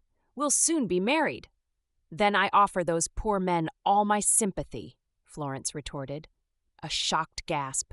Flo? Florence chuckled to herself. Terence laughed too, amused by the banter between the sisters. What was their home like when all 7 sisters were together? How he wished he could experience it. There'd never be a dull moment. Rose had told him about her other sisters during their first week in town. They were scattered across the frontier, married and building families of their own. And soon, Polly and Rose would follow suit. What would happen to Florence then? Would she be satisfied working as a schoolteacher forever? Not every woman wants marriage. What an odd thing to say. When she'd made that statement, he'd be stunned. A frown creased his brow. Florence had been so sure of her decision to never get married. Why? Had she decided to dedicate her life only to serving others because that was what she wanted? Or was there an underlying reason behind her decision? Is everything going well? Terence almost swallowed the nails. Steadying himself, he retrieved the nails from between his lips and flashed a grin at Florence. She'd appeared out of nowhere. He'd been too buried in his musings to notice her arrival. Yes, I'm almost done. Florence beamed. A rush of warmth ran through him at the joy on her face. She gestured to the cup in her hands. I brought you some fresh juice. Polly squeezed it, so here's to hoping there are no seeds. Terence bit back a chuckle. Florence seemed to get a kick out of teasing her sisters, both in their absence and presence. Florence extended the cup to him. He enclosed his hand around the cup, touching hers briefly. She inhaled sharply and withdrew her hand. Her cheeks reddened, and she was suddenly interested in her hands. He wondered at her reaction. Terence downed the juice in a few gulps. He sighed contentedly. I didn't know how thirsty I was until now. Thank you. No seeds? He laughed. No seeds. Polly got it right. He bit back a laugh. You know, you ought to give your sisters some credit. They make a really mean pie. Plus, they'll soon be married. A look flitted across Florence's face. Had he imagined it, or did she suddenly appear sad? I know, she said softly. It's hard to accept that I'll soon be without them. I realize thinking of them as children makes me hold on to the notion that I'll have them around for much longer. I've watched 4 of my sisters leave in the past 2 years. It never gets easier. When she looked up at him, her eyes were filled with unshed tears. She sniffled and blinked a few times. I'm sorry, I shouldn't. No. Terence placed a hand on her shoulder. Don't apologize. It's all right. Loss isn't an easy thing to deal with. I know that. Oh, your sister. Her eyes shone with sympathy. I'm so sorry. Don't be. It's not an easy thing to live with, that grief. Some days are harder than others. I'm just thankful I have things to remember her by. The idea to establish a school out here was hers. If she had her way, she'd have traveled to several new settlements across the frontier to set up schools. Education was very important to her. Florence's smile was warm. You're doing exactly what she'd have wanted. Yes. His gaze dropped to the hand on her shoulder, but he made no move to retrieve it. Florence's eyes locked with his. She had the most enigmatic eyes he'd ever seen. Warm yet mysterious, swirling with depths of emotions and unspoken words. What was she thinking about? Her estranged sisters? Rose and Polly's impending marriages? Her own life choices? Your sisters will be all right. You've trained them well. It's time for you to let them fly. A tear rolled down her cheek. It's hard, she whispered. Her lips trembled. He wiped away her tear with his thumb. Her cheek was soft and smooth beneath his fingers. Her eyes fluttered shut, and long lashes rested on her cheeks. She opened her eyes again, and his breath caught. My, she was lovely, soft and sweet and filled with depth. His gaze trailed down her face to her lips. Florence, he said softly before leaning in. She inhaled sharply. The front door opened. Flo, should I? With a gasp, Florence took a step back from him. She hurried into the house without looking back. Terence stared at the door in a daze. By Jove, he'd almost kissed her. What was he thinking? Chapter 8. Dear Florence, it saddens me to tell you that Geoffrey has sold the house. I met some unfamiliar faces when I visited 2 days ago, and yes, he did sell it to pay off his gambling debt. Geoffrey himself is nowhere to be found. Accept my sympathy. I know how much the house meant to you and your sisters. I hope Polly and Rose are well. Extend my greetings. From P. Anderson. Florence's hand shook as she read the letter. Shutting her eyes, she sucked in a breath and let it all sink in. Geoffrey had gone ahead and done it. He'd sold off their family home, the house they'd been raised in. And for what? To pay off his gambling debt. Gritting her teeth, she squeezed the letter into a ball and threw it against the wall. Immediately, remorse niggled at her. Squeezing up the paper didn't make her feel any better about the whole thing. It didn't change the reality of what had happened. It changed nothing. Florence buried her head in her hands. From the moment she'd received the letter, she'd known the news wouldn't be pleasant. Home. Her shoulders drooped. There was no home anymore. They'd lost it. Tears sprang to her eyes. A heaviness settled over her, and she bit back a sob. Although she'd known about Geoffrey's plans, it didn't make the news any less crushing. Thankfully, she'd acted fast and left New Hampshire before the other shoe dropped. Where would they be if they hadn't left? They had no other family, and no one would be willing to take on the burden of housing 3 young women. Florence? Polly stuck her head into the room. We're going to the Bevins party with Claire. Do you remember? Florence surreptitiously wiped at her eyes. She wasn't ready to tell her sisters yet. Not now. They were far too excited about their first party in Deadwood. They'd rarely had such fun back home. Their father hadn't been a lover of social events. He'd kept them sheltered. Since they'd had each other for company, they hadn't longed much for parties. In his last year, their father had suddenly realized he had 7 grown-up daughters in his hands. He was just suggesting they all attend the annual ball of a family friend when he died a week later. Now, after 2 years, Polly and Rose were living the life they wanted. They were making friends, learning new things, and having a grand time adjusting to their new reality. She couldn't drop such tragic news on them yet. Oh yes, Florence cleared her throat. You can go. I'm certain you'll have a grand time. Polly frowned. Are you all right? Florence nodded. Yes, I have a slight headache. Should I stay back? Florence waved it off. Nonsense, don't miss out on my account. Let me see your dress. Polly's face eased into a smile. She entered the room and did a twirl. Her green dress sparkled subtly. It was the last new dress she'd gotten in New Hampshire. Although it was far from new, Florence gushed over it like it was. You look so pretty. Where's Rose? In the room with Claire. She's helping with Rose's hair. She still can't manage to do it herself. And yes, she's wearing red. Florence laughed. Of course she is. Florence faked a smile until her sisters left for the party.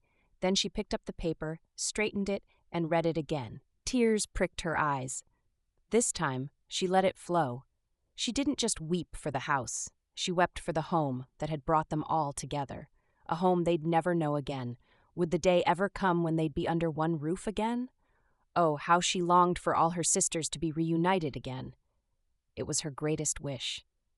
I miss you, Father, she whispered into the empty room. Their father would have been saddened to know his daughters were separated. Helen and Winnie were lucky to live in the same town. Annie and Minnie, the closest sisters, were far apart. Florence couldn't imagine how much the twins longed to be reunited again. Florence, Terence, she muttered, rising from the bed. She wiped her tears. What was Terence doing here? And how had he gotten in without her knowledge? She glanced at her reflection. Her eyes weren't red. Good. She plastered a smile on her face, pinched her cheeks, and smoothed her dress. Running a hand through her hair, she debated packing it up. Is anyone in? Florence dashed out the door. Terence stood at the doorway holding Matt. He offered her a hesitant smile. I'm sorry I entered the house. I was at the door for several minutes. Oh, it's all right, she beckoned to Matt. How are you, dear? She tried not to stare at Terence and instead focused on Matt. Did he remember what happened the last time? She still wasn't sure she hadn't imagined it. 1 minute they were talking, the next, he whispered her name and closed the distance between them. Had he wanted to kiss her, or had she read too much meaning into the whole thing? I was on my way to visit the sheriff about the school. Matt insisted on coming here. Florence bent so she was at his height level. Sorry, honey. Polly and Rose aren't home. They went for a party. I wanted to see you, Matt said shyly. Florence placed a hand on her heart. Aren't you the sweetest? She held out a hand to him. Luckily, I have some free time. Thank you, Florence. For the first time since he arrived, she raised her gaze to his. A flutter began in her tummy. Why did he have to say her name like that, with a gentle smile on his face and those eyes? Clearing her throat, she straightened and held Matt to her side. My pleasure. Terrence made a move to leave. He turned back, scratching his head. Florence, what? She said breathlessly. He held her gaze for a few seconds. Her heart hammered nervously and she stopped breathing. Breaking the eye contact, he took a step back. Never mind. Florence masked her disappointment. She nodded, shutting the door after him. She kept the door slightly ajar and peered at him for a while. Terence glanced back at the house before disappearing around a corner. Well, what do you want to do, Matt? I know you love cookies. Should we bake some? Matt flashed her a smile. Yes, please. Florence ruffled his hair. That's very polite. Where's your brother? With Claire. She led him to the kitchen. Claire, huh? Matt skipped after her. Yes, Tommy likes Claire very much. What about you? You like Claire too? Florence winced at her words. Oh, who was she kidding? No matter how hard she tried, she couldn't convince herself she held no jealousy toward Claire. But it was misplaced. Terrence was a wonderful man. He deserved a lovely woman by his side, a woman who would love him and his nephews. A woman like Claire. Her heart sank as she admitted the truth. She did have feelings for him, feelings that would remain unrequited for a long, long time. Terrence's face flashed in her mind. He'd wanted to kiss her. Her heart sped up again. Maybe he did have feelings for her. He wouldn't have unless he married Claire. The cup clattered from her hand. What? Matt twirled playfully in the kitchen. I think Uncle will marry Claire. Florence's chest tightened. She shut her eyes, forcing herself to take deep, steady breaths. If she had any prior doubts, this was the confirmation she needed. Terrence loved Claire. And why wouldn't he? She was beautiful. Any man would want her as his wife. Tears stung her eyes. That's wonderful, Matt. Claire is very kind. Matt stopped twirling and cocked his head. His brow furrowed. He looked as if he was about to speak. Then he shut his mouth, shrugged, and continued twirling. She handed him a cup of water. After taking a few sips, his shoulders slumped and he stared at his feet. I miss my mother. This time, Florence let herself burst into tears. She embraced Matt, but it wasn't just the little boy she was comforting. Chapter 9. Maybe he should have spoken to her. Terrence hesitated by the corner of Florence's house before turning and walking away. What would he say? He hadn't told the complete truth. It wasn't just Matt that wished to see her. He had too. So many questions had been whirling in his mind since their last encounter. He'd almost kissed her. If the front door hadn't opened when it did, he would have. Would she have let him? Or would she have pushed him away and shot him a steely look? He didn't know, and that weighed heavily on him. She had barely looked at him throughout their brief conversation. She'd focused only on Matt, as though she couldn't bear to look at him. It was definitely about the almost kiss. Until then, they'd had been cordial. Friends, even. At least, he'd hoped they were friends. Now he didn't know what they were. The cool evening air tousled his hair. The gentle hum of conversation filled his ears as he walked down the streets to the sheriff's office. Edward was the first friend he had when he'd arrived in town. He'd helped him settle into the town and introduced him to several people. Naturally, Terrence had turned to him when he was ready to execute his plans for the school. So far, the sheriff had been of tremendous help. The sights around him drew him out of his thoughts. Deadwood was a peaceful town, just the perfect place to live. Edward was outside his office when he arrived. He was tall and muscled, with a bald head and a full, scraggly beard. Spotting Terrence, he waved him over immediately. "My good man," the sheriff said, slapping him on the back. "I've been meaning to speak to you." "About the school?" "Of course." He led Terrence into his office. "Mr. Charter came to town the other day. I had a brief meeting with him and tabled your concerns about the children's needs. He asked to speak with you and Miss MacPherson." Terrence's face lit up. This was exactly what they needed. Charter was a wealthy merchant, known for granting financial aid to good causes. If he pitched in to help, they'd have all their needs met. The school would thrive. "That's great news. When do we see him?" "He's out of town." Terrence's heart fell. "What?" "Don't despair. He'll be back a week or two from now. I'll suggest you carefully detail your needs and have a fixed amount in mind. Charter works with numbers and facts. He's a man of very few words." Terrence couldn't stop grinning. This is amazing. Florence will be glad to hear this. Edward shot him a sly grin. Florence, huh? You seem to have a personal relationship. Terrence's grin faded. What was the sheriff driving at? She's very good at her job. Why did he feel the need to defend himself? Florence was good at her job. She was also good with children, managing people, caring for a household and cooking. She was good at many things, and she had a way of making people feel comfortable around her. Perhaps that was what drew his nephews to her. That she is. The sheriff held out a cigarette. Terrence politely declined. I've seen her with the children. She's not one of those people who just teach as an occupation. She does it wholeheartedly, like it's what she was born to do. It's beautiful to watch. Terrence nodded. There was a subtle message the sheriff was trying to pass across, but he wasn't sure what it was. Was he merely expressing appreciation for Florence? The sheriff spoke casually, leaning back and puffing on his cigar. He sang praises of Florence and praised Terrence for choosing the right candidate. As the minutes passed, unease settled over him. He did have feelings for Florence. Getting close to her over the past weeks had revealed the beautiful, passionate woman beneath her subtle austerity.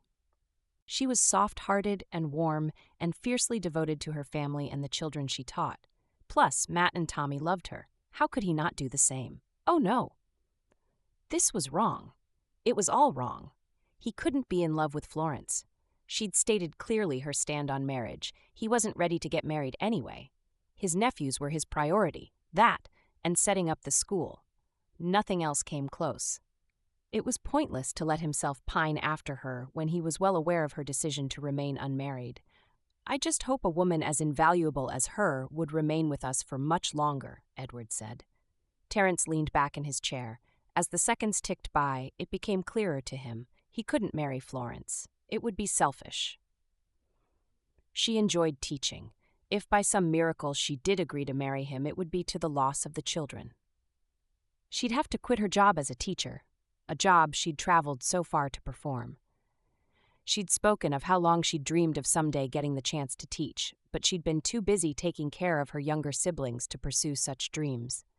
Now she'd finally gotten the chance to do that. How could he take that away from her? Terence was torn. His temples started aching and his head hurt. He shouldn't have gotten so close to her. He shouldn't have tried to kiss her. Maybe if he hadn't, he wouldn't be stuck thinking of how she looked so close to him, her lips only a hair's breadth away from his. Stop it, he scolded himself. What? The sheriff asked. Terence shot to his feet. I have to get home. Tommy will be fussy. The sheriff stood to escort him out of the office. You know, I've always admired how you managed to raise the baby all by yourself. I had some help. Still, it's rare for a man to take up such a task.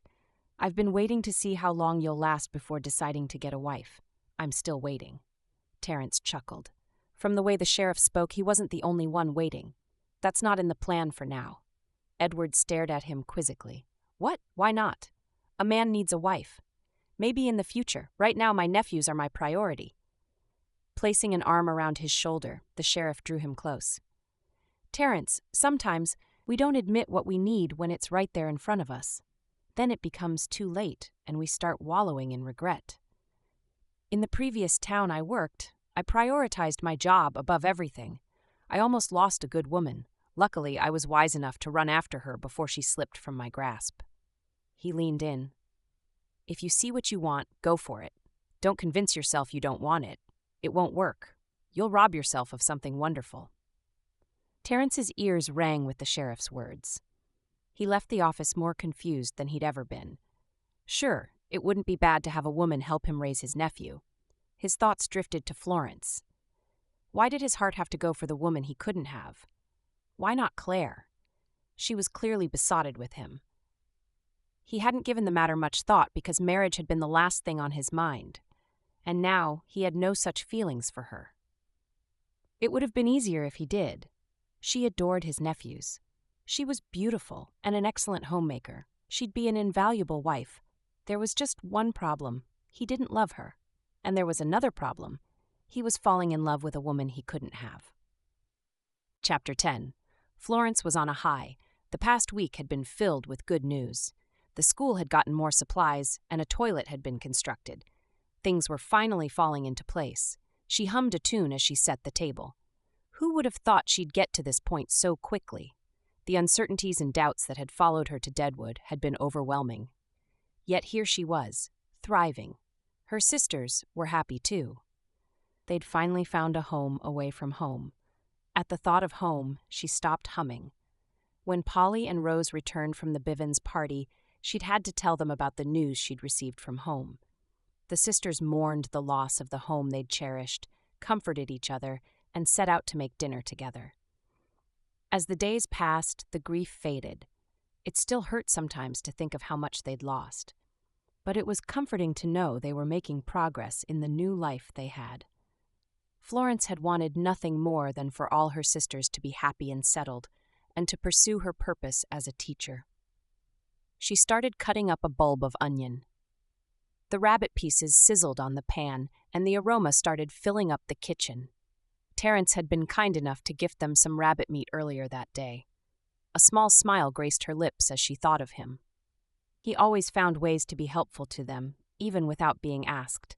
He stopped by often to ask about the school and whatever challenges she had, and each time he always brought something: meat, fruits, or just the presence of his adorable nephews. Florence's motions slowed. A sigh escaped her lips. How could she possibly avoid thinking of him if he always appeared? Well, recently he had become somewhat aloof. He still visited from time to time, but he kept the conversations short and only around the school. It always gave her pause. Was he intentionally trying to put space between them? If he was, that would be appropriate. Although there had been no mention of his impending marriage to Claire, it was only a matter of time before that became a reality. She snapped back to the present. Reaching for a spoon, she started turning the rabbit pieces. It was a little browner than she'd intended. Quickly, she turned down the heat and added the diced onions, carrots, and potatoes. She was adding water when Polly dashed into the kitchen. "Flo, you won't believe this." Florence shot her a stern look. "Don't give me a fright, Polly. I'm cooking." Polly waved a missive in the air. "It's from Helen." Florence froze. Dropping the bowl of water on the cabinet, she dashed toward Polly and snatched the letter from her. "Where's Rose?" "She's at Claire's." Holding the letter carefully, she turned down the stove, added some seasonings to the mix, and hurried out of the kitchen. Polly joined her in the parlor. "She'll give birth in a few months. I'm so excited. Rose and I have been wondering if it'll be a boy or a girl. I'm thinking it's a girl. We'll name her Lily."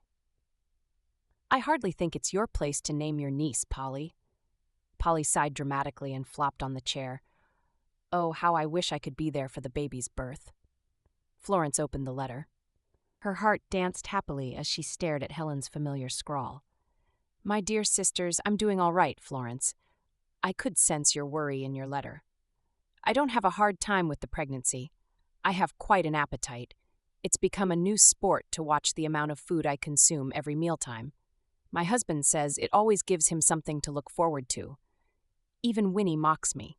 I never knew babies needed so much food, and it hasn't even been born yet." Polly giggled. "I wish Rose was here reading this. I wonder what Helen looks like now.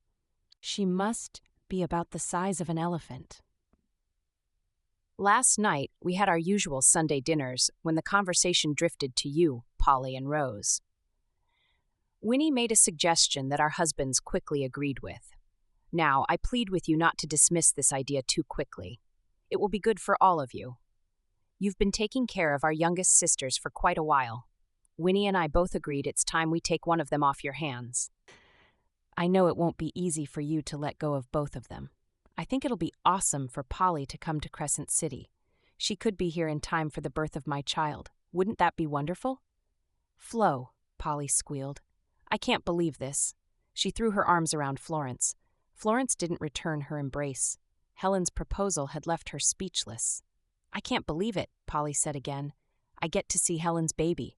Maybe I'll get to name her after all." "It could be a boy," Florence said weakly. All her strength had left her. Her good mood from earlier had dissipated. How could she send Polly away? She couldn't. She dropped the letter on the chair beside her and shut her eyes. Polly was rambling on about all the things she'd do in Crescent City when she arrived. Florence heard not a word.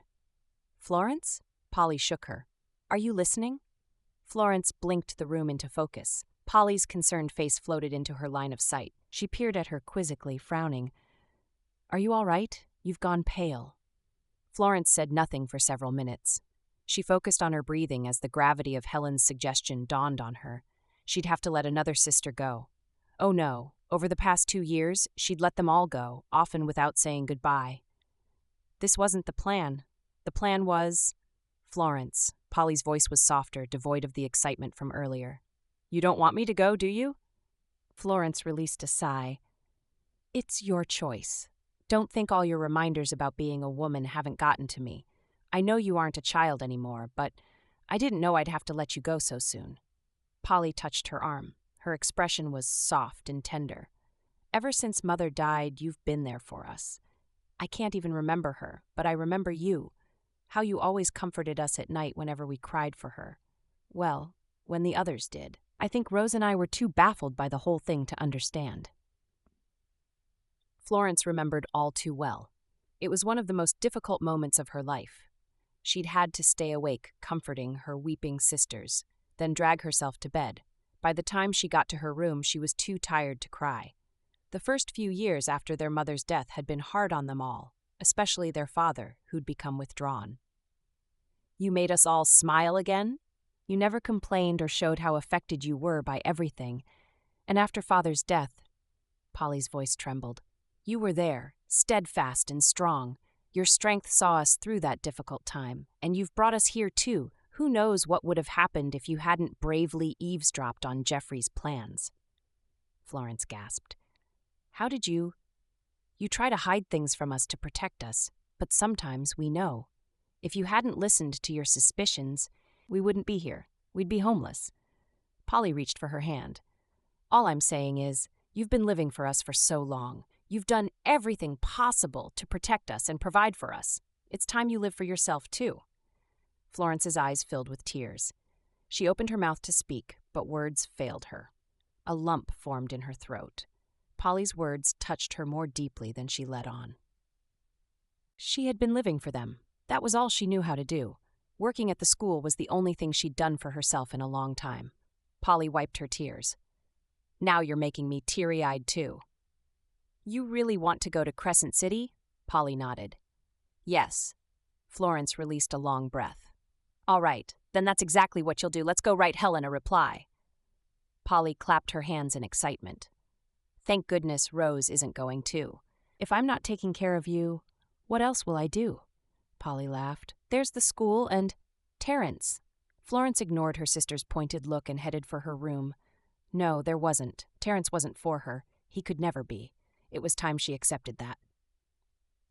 Chapter 11. "Hush, Tommy. I have to take your brother to school." Tommy stopped sobbing and cocked his head. Terrence patted his cheek. "That's my boy. Matt, you'll be late for school." Matt ran out of his room holding a comb. Terrence beckoned to him and started combing his hair. It was hard for the boy to stay still. He was always excited to attend school. Across town, other children were probably just as excited as Matt. If that was one thing he was able to give the town, he was satisfied. "When is the wedding?" Matt's abrupt question made Terrence freeze. What was he going on about? "What wedding?" Matt blinked. "Claire says she hopes you'll get married soon. When is the wedding?"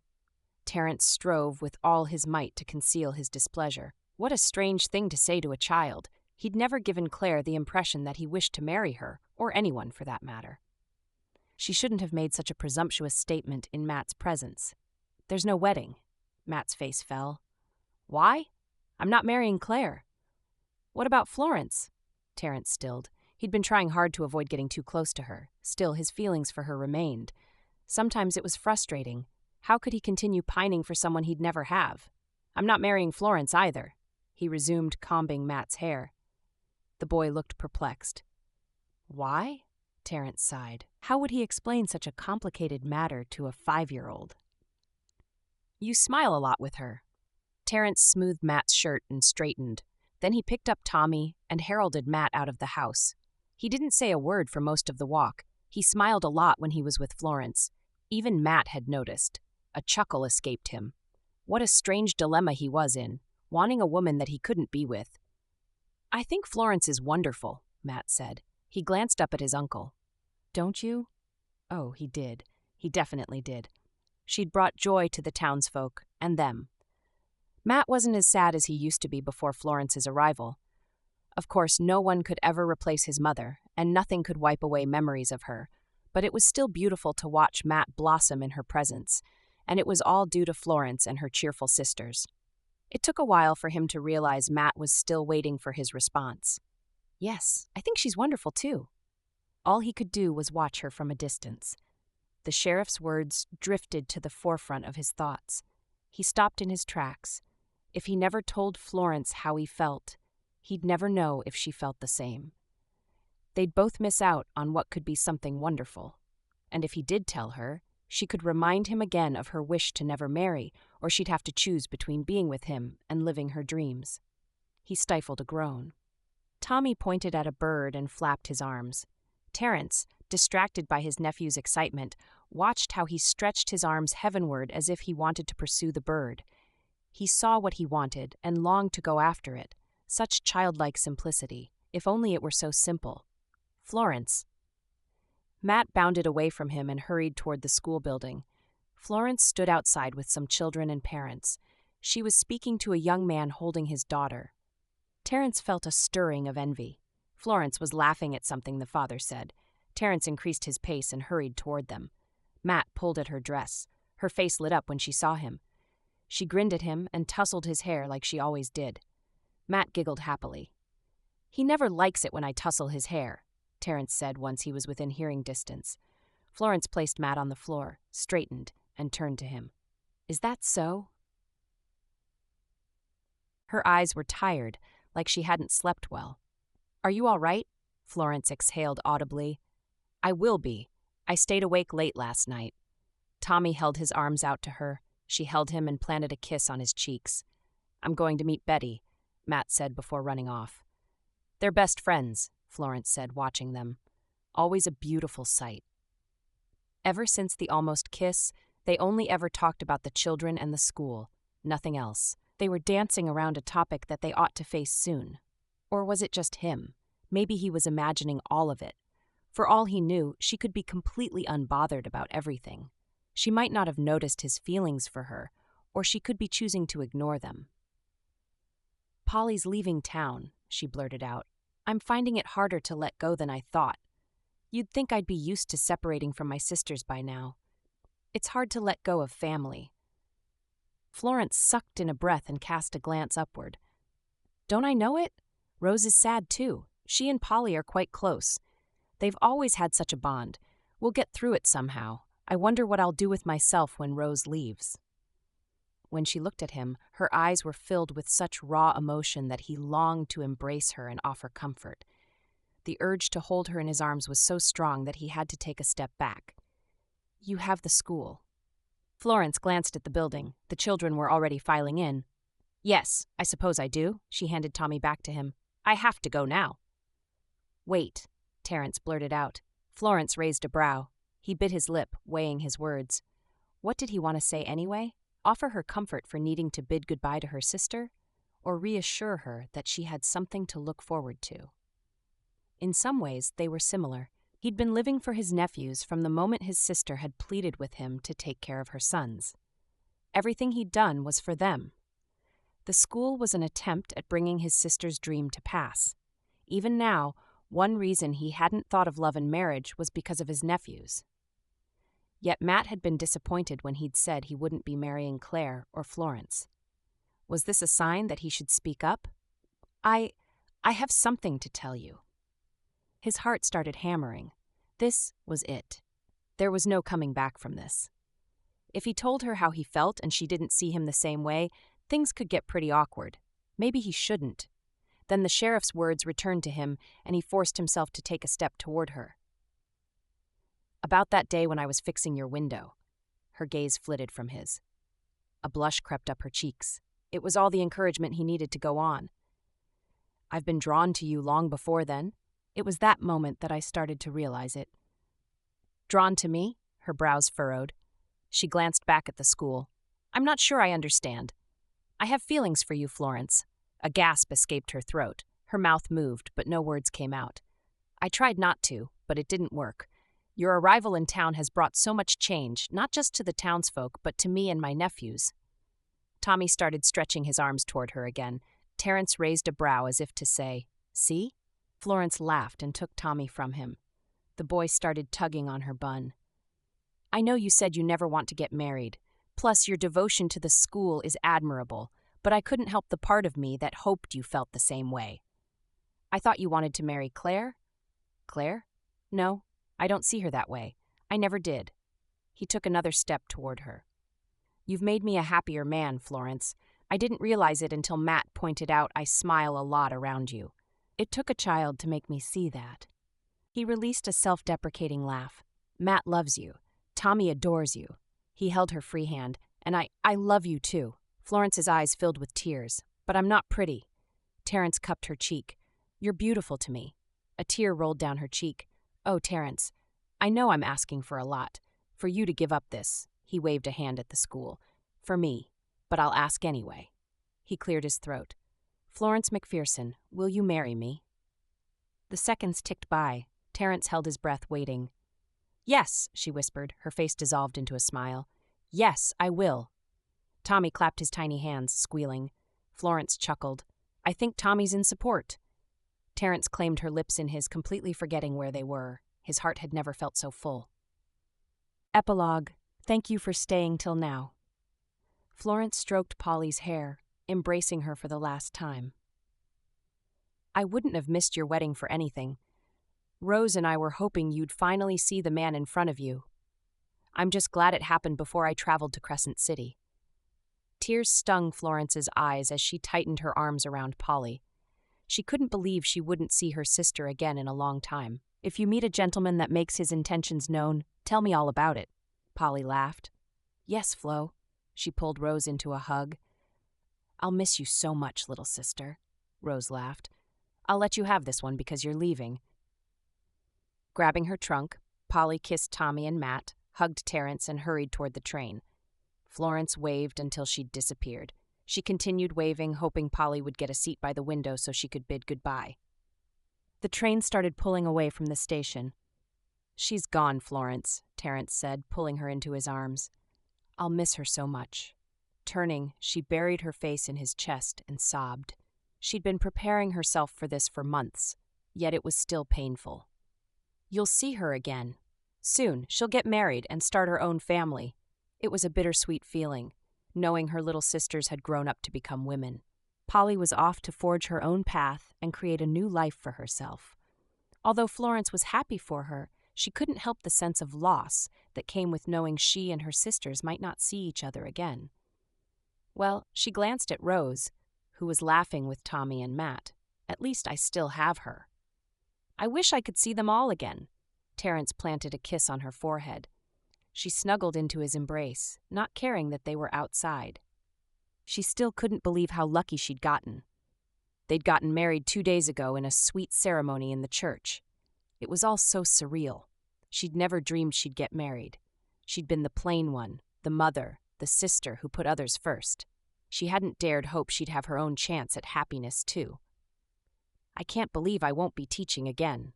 Terence raised a brow. Who says you won't be teaching? Tommy is getting ready to learn his sums. She threw her head back and laughed. Life might not have happened the way she'd expected, but she was glad about the way everything had turned out. She'd lost some things, her expectations of what her future would be, her job at the school, and the presence of a sister. But she'd gained something wonderful. Family, and the happily ever after she hadn't dared dream of. Let's go home. Terence tucked her hand in his and led her away from the platform. Florence's heart sang. She'd been taking care of others all her life. Now, for the first time, she had someone to take care of her.